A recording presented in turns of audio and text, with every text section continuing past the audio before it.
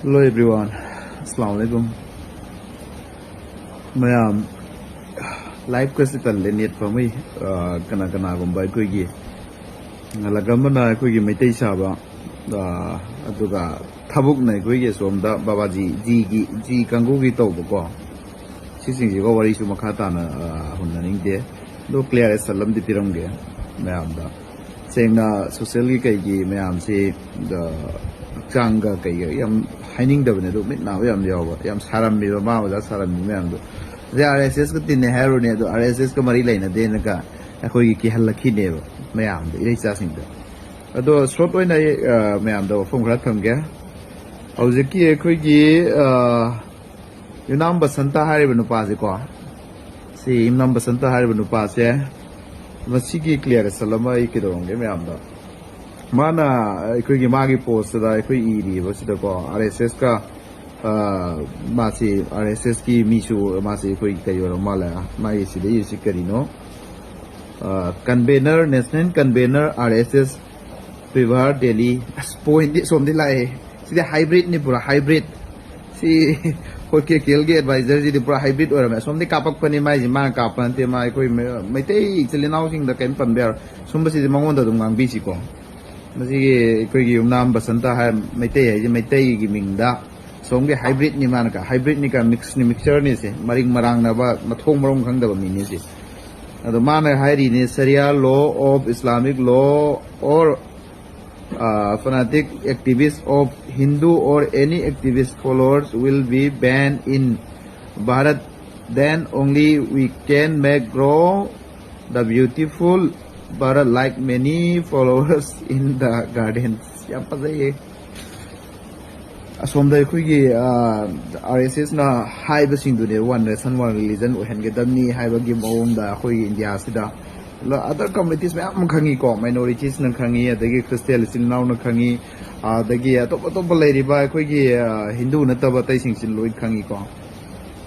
adugi kari do ai kinom ta du chapter do ma ge one nation one religion gi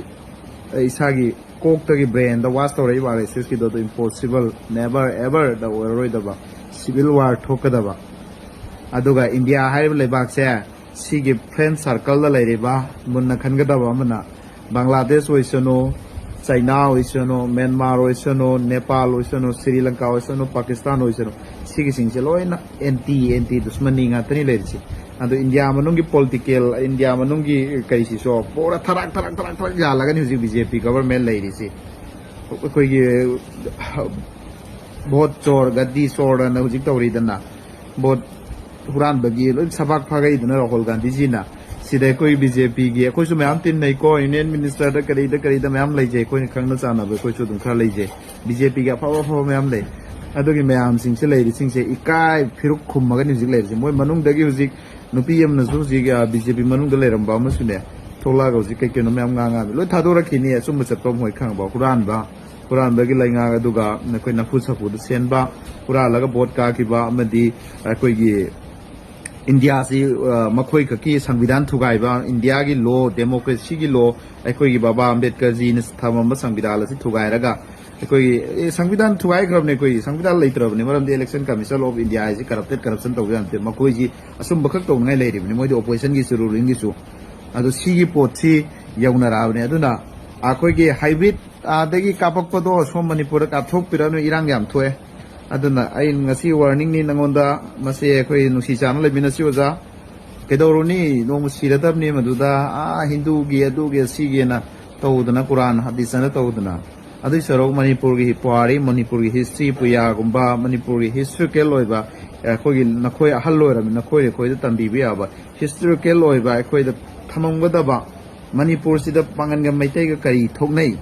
Naga ga kari thoknai Kuki ga kari thoknai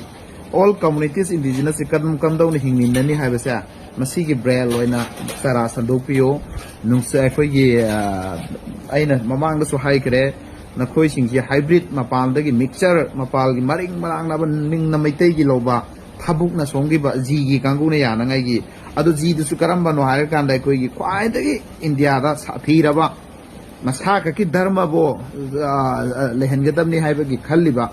adugi posting dunia duga nahakna ngangbada Quran sing hadis khangba saido mado nang akhoi me sap lo akhoi muslim gi nang se akhoi scholar aba nangonda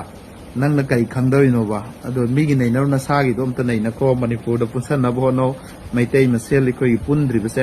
ai e na chawi bi na wange na lai se ma si sarkar sem na ba sum ba si gi mai tei si naw sing si da phasa na pi ra ge leibak pi ing na bo no na ta bi da ꯑꯩꯈꯣꯏꯒꯤ ꯅꯪꯅ ꯑꯩꯈꯣꯏꯒꯤ ꯃꯥꯂꯦꯝ ꯄꯨꯝꯅꯃꯛꯀꯤ ꯀꯨꯔꯥꯟꯗꯒ ꯁꯤꯡꯅꯕꯗꯣ ꯅꯪꯒꯨꯝꯕ ꯅꯪꯒꯨꯝꯕ ꯂꯤꯁꯤꯡ ꯀꯌꯥꯅ ꯁꯤꯡꯅꯕꯗꯣ ꯉꯝꯗ꯭ꯔꯕꯅꯤ ꯉꯁꯤ ꯑꯩꯒꯤꯗ ꯄꯣꯁ ꯑꯃꯁꯨ ꯇꯧꯈꯤꯕꯅꯤ ꯁꯟꯖꯦ ꯁꯤꯡ MP ꯗꯨꯅꯐꯥꯎ ꯅꯪ ꯍꯥꯏꯔꯤ ꯅꯪ ꯅꯁꯥꯅꯁꯨ ꯍꯥꯏꯔꯤꯅꯤ ꯀꯨꯔꯥꯟꯁꯤ ꯌꯥꯝꯅ ꯔꯦꯁꯄꯦꯛ ꯇꯧꯏ ꯑꯗꯒꯤ ꯁꯜꯃꯥꯟꯗ ꯌꯥꯝ ꯐꯩ ꯍꯥꯏ ꯑꯗꯨ ꯈꯪꯉꯒ ꯀꯔꯤꯒꯤꯅꯣꯕ ꯅꯪ ꯉꯥꯡꯒꯗꯕꯁꯤ ꯁꯔꯤꯌꯥ ꯀꯥꯅꯨꯟ ꯑꯗꯨ ꯁꯤꯅ ꯅꯪ ꯀꯥꯅꯨꯟꯁꯤ ꯃꯈꯜ ꯃꯌꯥꯝ ꯂꯩꯌꯦꯕ ꯑꯩꯈꯣꯏ ꯏꯁꯂꯥꯝꯗ ꯅꯪ ꯈꯪꯒꯗꯧꯕ ꯑꯃ ꯀꯣꯔꯣꯅꯥ ꯃꯇꯝꯗ ꯃꯁꯤꯠꯇꯒ ꯃꯥꯁꯣꯟꯕ ꯅꯠꯇꯦꯕ ꯑꯗꯨ ꯁꯥꯎꯗꯤꯗꯗꯤ ꯁꯣꯜꯂꯤꯃꯦꯕ ꯅꯪ ꯈꯪꯒꯗꯕ ꯑꯃ कानून है मफम लो मखा पोनसु मैम लेबा कोरोना कोई कईदरीमेब जुमा नमाज सोनब मैम यावरीमे पुलिस तानब इलेब मरम करीगिनो खंगब कानून मैम ले टाइम एंड कंडीशन की आलिम यानब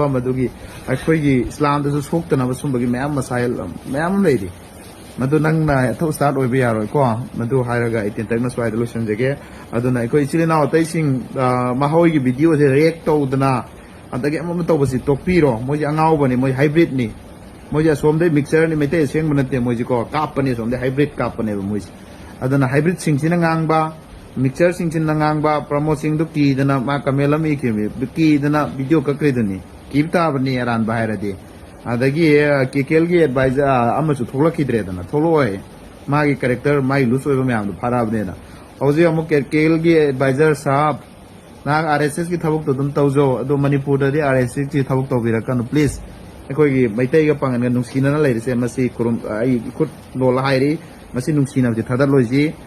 अखोई नुंसी चाना लैसी अदो मिगी धर्म की लारिक तो नंग पारो किनो नसागी धर्म की लारिक तो अमतक पाओ अदो नहांग ओदा हंगबद क्वेश्चन हंगबद मैम फेल होइगनी मदुनि डेबेट कुंबद नहाक सिल्लो अदो नंग कुरान से फै सुमि है अदो अखोई मुस्लिम भी स्कॉलर सिंग कखलो अदो नंग फजाना डेबेट पुनि थनो अदो नतबिदा पे कुरान अदो से न तौबदो मसी देगे लेपिरो को मसी हाइजिरी मसी न अरोय बोय सलसे अदो मा होइगे रेक तो गनो मोई पोस्ट तो कखलो मवालो टिकेदो न मोइदा मोई हाइब्रिड नि RSS के हाइब्रिड नि मोइदो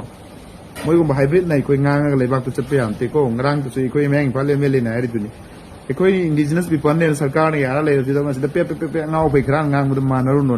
मोइदो ngang बा हाइब्रिड नि कोई गी वायरस नि मोई RSS की को अदुन मो कोई ग मानरु नो सिल नाउ सिंग एंगोन दु सुलिंग थजन बिरकनो कैसु खलो न थैंक यू एवरीवन